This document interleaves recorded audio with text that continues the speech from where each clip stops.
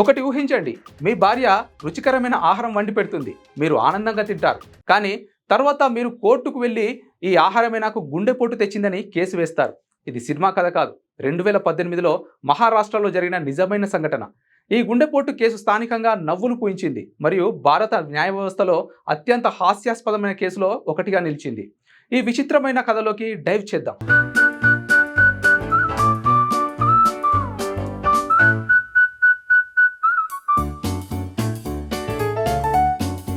2018లో మహారాష్ట్రలోని ఒక చిన్న పట్టణంలో ఒక వ్యక్తి తన భార్యపై కేసు వేశాడు. ఆరోపణ ఏమిటంటే ఆమె అతనికి చాలా రుచికరమైన కొవ్వు పదార్థాలతో కూడిన ఆహారం వండిపెట్టడం వల్ల అతనికి గుండెపోటు వచ్చింది అని. అవును, మీరు సరిగ్గా విన్నారు. అతను తన భార్య వంట నైపుణ్యాన్ని నిందించాడు. అతని వాదన ప్రకారం ఆమె పూరీలు, పరాటాలు, బటర్ చికెన్ వంటి వంటకాలు అతని ఆరోగ్యాన్ని పాడు చేశాయి. దీనివల్ల అతను ఆసుపత్రిలో చేరాడు.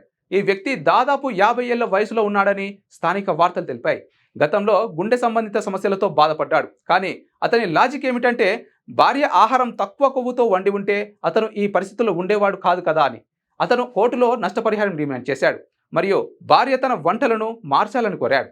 ఈ కేసు స్థానిక కోర్టులో చేరినప్పుడు న్యాయమూర్తి మరియు అక్కడి సిబ్బంది ఈ వాదనను విని ఆశ్చర్యపోయారు. ఇది కోర్టు కేసు కంటే కామెడీ స్కిట్లా అనిపించింది. కోర్టులో వాదనలు మొదలైనప్పుడు ఫిర్యాదిదారుడు తన భార్య రోజు చక్కెర ఎక్కువగా ఉన్న చాయ్ మరియు మసాలా భరిత వంటకాలు పెడుతుందని చెప్పాడు.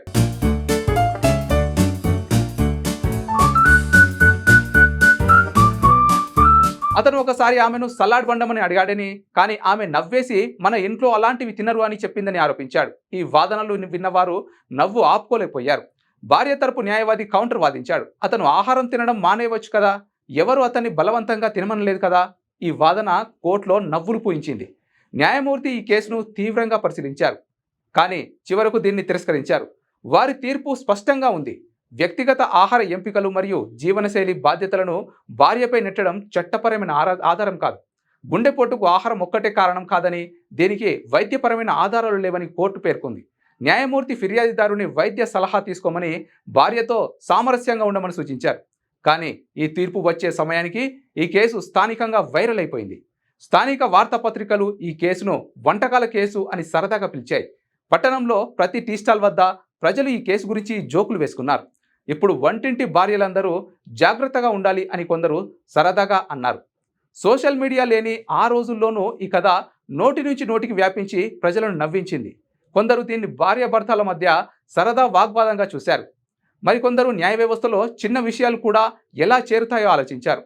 మహారాష్ట్ర గుండెపోటు కేసు నవ్వు తెప్పించినప్పటికీ ఇది మనకు ఒక పాఠం నేర్పుతుంది.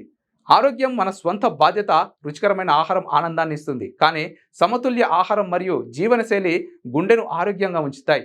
ఈ కేసు భారత న్యాయ వ్యవస్థలో ఒక సరదా అధ్యయనంగా మిగిలిపోయింది, కానీ ఇది మనకు గుర్తు చేస్తుంది మన గుండెను, మన ప్రేమను కాపాడుకోవడం మన చేతుల్లోనే ఉంది అని. ఈ కథ మీకు నచ్చిందా? మరిన్ని ఆసక్తికర కథల కోసం సబ్స్క్రైబ్ చేయండి.